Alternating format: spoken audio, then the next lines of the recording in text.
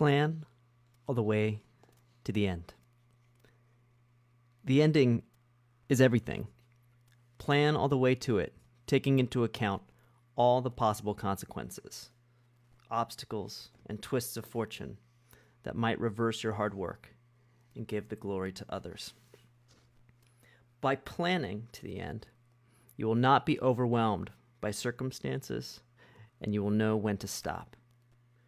Gently guide fortune and help determine the future by thinking far ahead. I love this quote because it encourages us to think not just to the next milestone, but all the way to the end. Many of you know that I ran a recording studio full-time for a number of years, and I think largely the failure of that business was due to my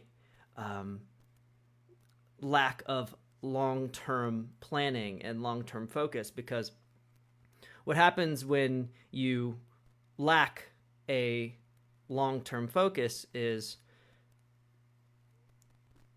issues can look insurmountable because you're looking at such a small time frame, where if you simply had a long-term view, you would see that, oh, this is actually just a rough patch. It's much easier to get through rough patches when you have a long-term focus. So planning is important. I mean, it's very important. And planning's important because it lets you know, or at least it gives you an indicator of if you're trending in the right direction. Of course, you're always going to have obstacles. You're always going to get distracted because you're human, right? We all are imperfect, and we all, of course, get distracted by, shiny things and new ideas and stuff like that. But if you have a long-term focus, it can at least help you know whether or not you're trending in the right direction overall. So there was an exercise that I did after the studio failed when I was transitioning into trading, where I think it came from a Zig Ziglar book, I think, where it might have been Zig Ziglar. Forget where I read it. But anyway, basically where you decide what your goal is, and then you write down what you're willing to give up in service of that goal. And I found a version of that strategy in one of my books yesterday, and I thought I would share it with you because maybe it will help some of you guys clarify what your long-term goal is and help define what you're willing to do to get there. So basically, the thought exercise is called Life is a Supermarket. And in a way, you can think of it like going to supermarket. You're going to go grocery shopping. So what do? You write down your list, your grocery list, right? You go through and see, okay, what do I want? And then you have to look at, okay, do I have the money to pay for this, right? So the way this works, I'll just read it from the book. Now, this is more broad than simply career. It reaches also out into relationships and health and spiritual needs and wisdom and knowledge, whatever. I mean, apply this however you want. But basically, divide your life into categories. Like I said, career, relationships, family, whatever, right? And then in each category, do deep soul searching and write out what you really want to have. So if we're talking specifically in music and your career in music, Maybe your goal is to be a top 40 pop star, right? Maybe that's your goal. Maybe you want to just make a sustainable living as a blues guitar player. Or maybe you just want to be a hobbyist. Decide what it is that you truly want in this category. Next step, the payment method. How to manifest your desires into reality. This next step is you deciding how you're going to pay for this thing that you have on your shopping list, right? So your success is, your career success in this case, being the item on your shopping list. So next step, how are you going to pay for it, right? The payment method requires taking a sober look at what you have to trade to make room for those new positive results that you want to enter your life. This is a serious how-to process. It is not an unfamiliar process. Each of us goes through this process dozens of times a year when we have to make a decision regarding major purchases. Consider wanting to buy a Rolls Royce. That's easy. It only becomes difficult when we have to contemplate how we're going to pay for it. Wanting a Rolls Royce and determining how to pay for it are two very different things. So if you want to be a top 40 pop star, or maybe you want to write songs for top 40 pop stars, you have to think about, okay, how can I get there? Regardless of what you're willing to do, right? Just think about from a very logical standpoint, like, okay, if maybe don't even think about it as like personal. Think about it like, okay, what would somebody in my position have to do to write top 40 pop songs and have those land on the radio? Let's say if that's your goal. Write those down. Be very logical. Be very, very tactful. And then the next stage, once you've figured out what you have to do, the third step is to decide whether or not you still want to do that thing, right? Because sometimes the price of the item, once you really think about it, isn't really worth the item itself, right? You pick something up initially. I've done this when I'm at the, sometimes I'll be at the store and I'll be like, oh, hey, maybe I want this. And then I'm walking around. This happens at Target a lot. I'll be walking around the store and I'll realize, you know what? I don't really want this thing all that much.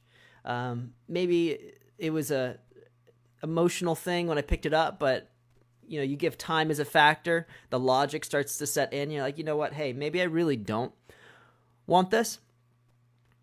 And then that's kind of the end of the exercise. First, you decide, what do I want? Second, you decide, how am I going to pay for it? And third, you decide, am I willing to pay for it? And if your answer is no, then really you go back to square one. Okay, well, if I'm not willing to do what it takes to be this, then what, right? Then, okay, maybe it's a step down. Maybe I don't really want to be a top 40 pop star. Maybe I'm okay just playing regional shows and just being sustainable and not super crazy rich, because, of course, having crazy success usually requires a very huge commitment, especially if your goal is to be a full-time touring musician. I mean, certainly there are sacrifices associated with that. I've talked about those several times.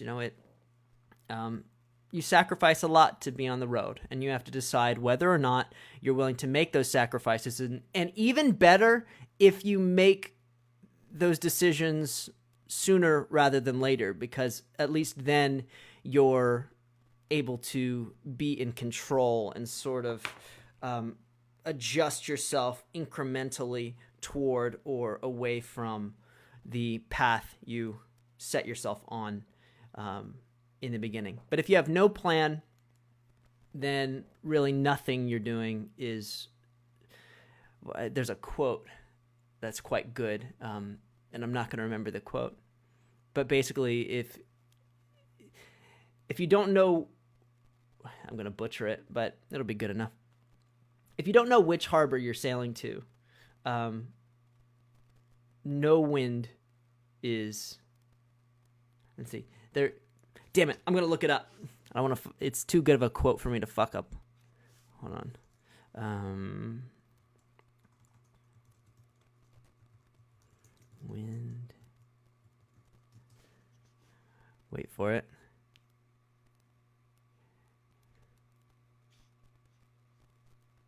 There it is. Okay.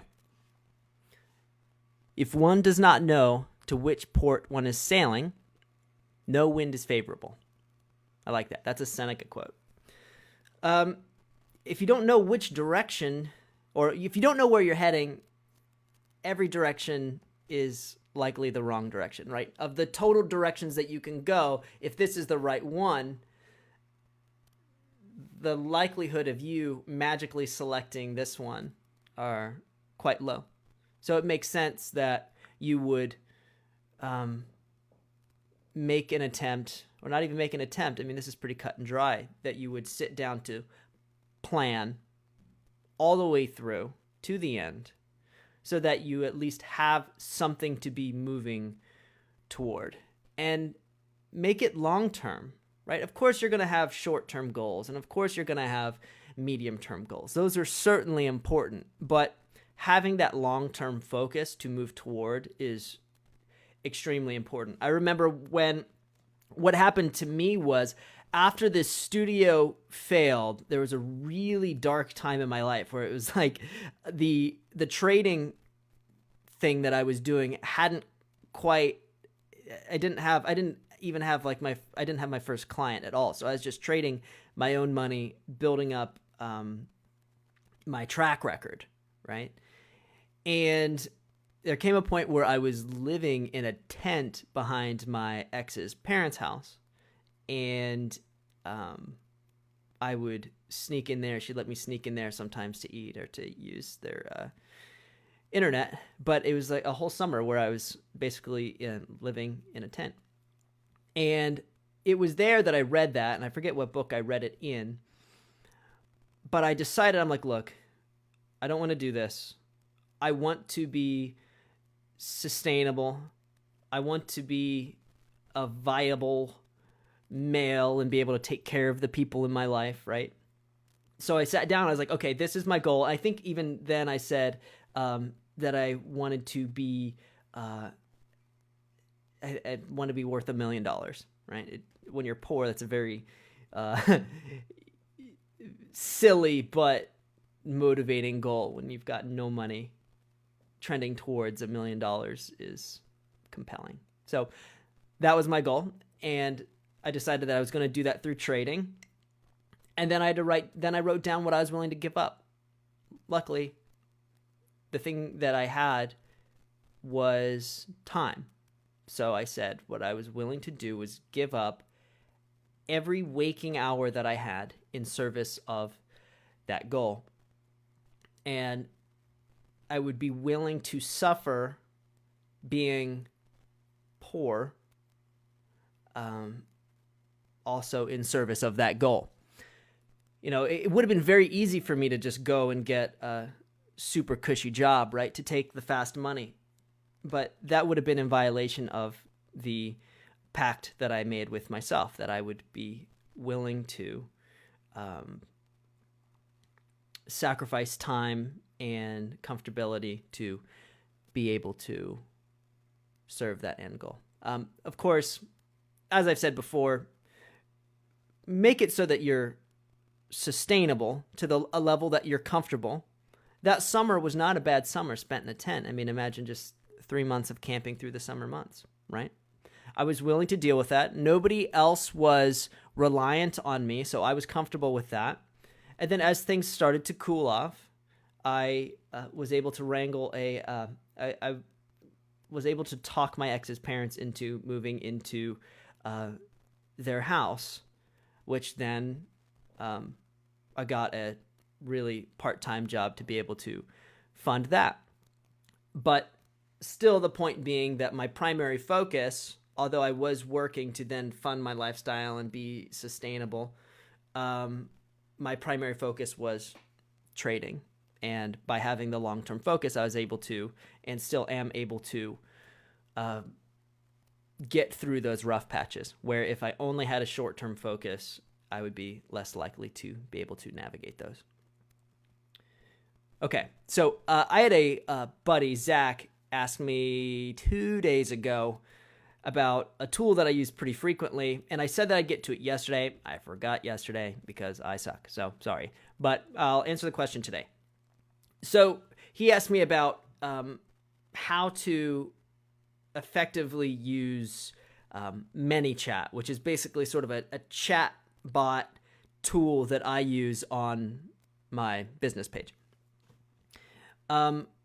Basically, the way that I use ManyChat as a way to collect the contact information for the people who connect with me through the page, which is basically just their accounts, right? And then I use it as a mechanism to broadcast my daily ideas, right? So then I'm interacting with all of those people who have connected with me. But then I also use it as an informational tool for those people who do connect with me so that I don't have to re-explain who I am and what I'm doing manually every time somebody reaches out. So what I did was I turned it into a sort of, it's almost like a choose your own adventure game. What you can do is somebody messages you, they're given some options as far as like, where they can take that interaction, right? For me, it's like, do you want to learn more about me or do you want to just hear audio clips? And then maybe they select that they want to know more about me. So they click on that. And then I let them choose between, do they want the short form or do they want the more long form? And then these things just kind of take you down these paths, and then there's sort of paths that branch off. And the idea is that you create the opportunity for people to kind of dive in and get to know more about you, but it's an interactive process versus you having to treat everybody exactly the same. They can sort of curate their own experience. Now, I think for artists, it's a super underutilized tool because I like this idea of gamifying your messenger. Like if somebody dives in and they message you, or you incentivize them connecting with you in some way, they dive in, and then now they've entered into this world of where they're choosing whatever the output of that world is by selecting which things speak most to them. So you could, do all kinds of stuff. You could have band member bios in there. You can have hidden tracks in there. You can have, there's all kinds of stuff. There's so many avenues that you can go down with ManyChat. But those are the ways that I use it. I use it as a way to gather contact information, broadcast out ideas daily. Clearly, you guys probably wouldn't want to do it daily. If you're in a band, people will unsubscribe pretty quickly unless you have something good to say. And then I use it as a sort of choose your own adventure game, which saves me a lot of time in the education stage of getting to know people. So let me see if I have any questions. Cool. Okay.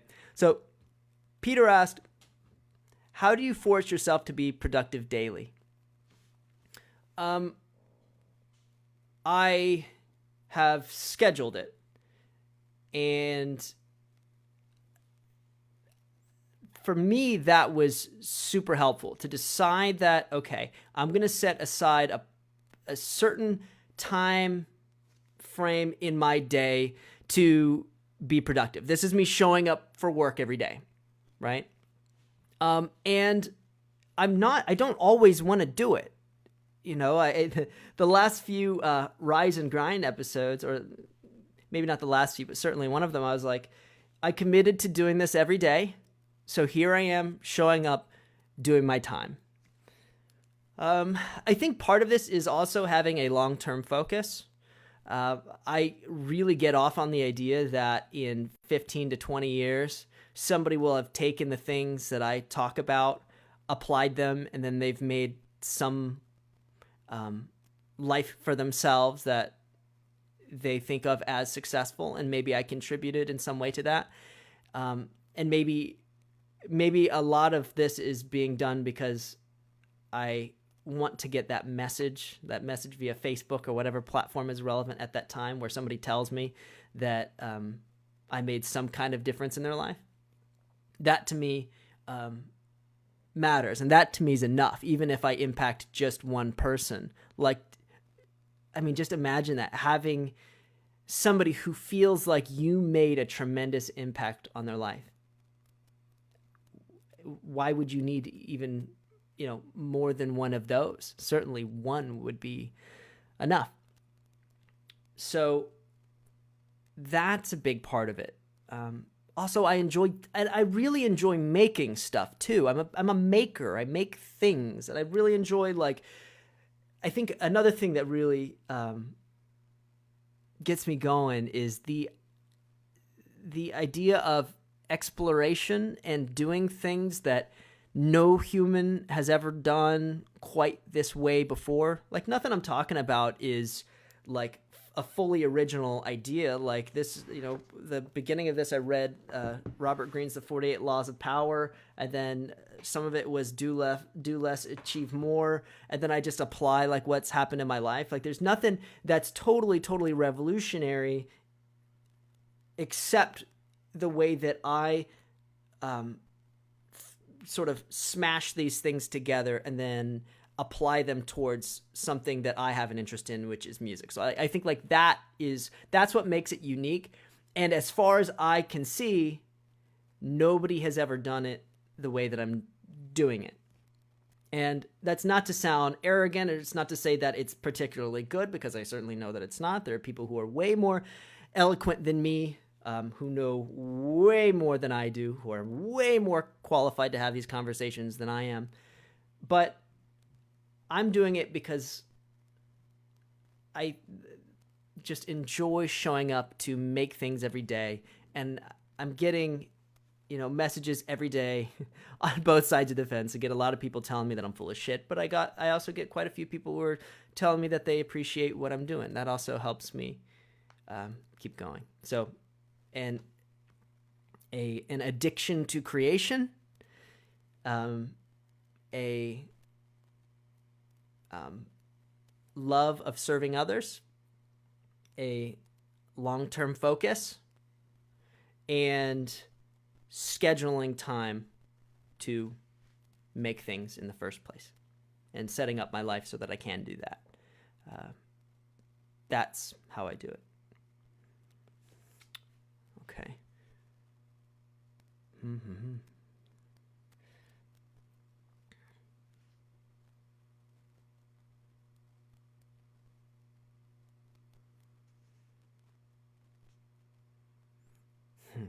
Okay, so there's a question here, and the language of it is unclear to me, but I'm going to do my best to answer it, because I think I get the question that they're asking.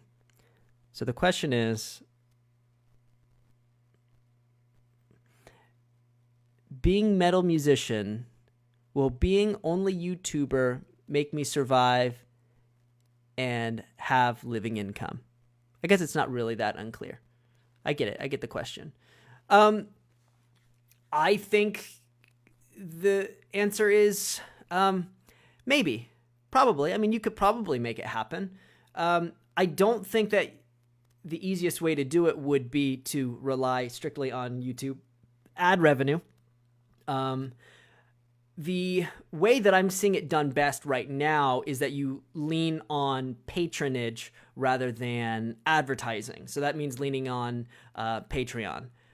I've read about a lot of super niche, people who are serving super niche audiences who are able to make decent livings for themselves just because they're so dialed into their specific niche that, you get a couple thousand people in your audience who are willing to pay, $5 a month.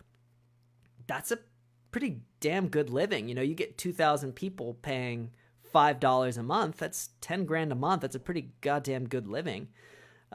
Compare that to getting, even 50,000 subscribers on YouTube. I think the patronage model is really exciting, and especially if you're diving into something that's as niche as like music and specifically like metal music. Patronage is probably going to be the best route to success there. So, let's see.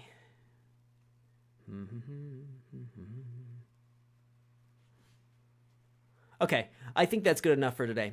I hope this was useful. I'm excited about the idea of people combining long-term planning with modern tools. I think this last question was quite useful because by using tools like patronage, you can dramatically increase your chances of reaching whatever long-term goal you have for yourself, especially if it involves serving niche audiences. So I'm going to get off here, and I'll probably slice this up into a podcast by the end of the day. Some people seem to like that. They'll drive, while they're driving or working or whatever, they'll listen to it, which is cool. I've gotten some good feedback from that. Also, because I'm so goddamn good at editing, I'm able to make myself a little bit more listenable in audio form. So, anyway, I'm going to get off here. Bye.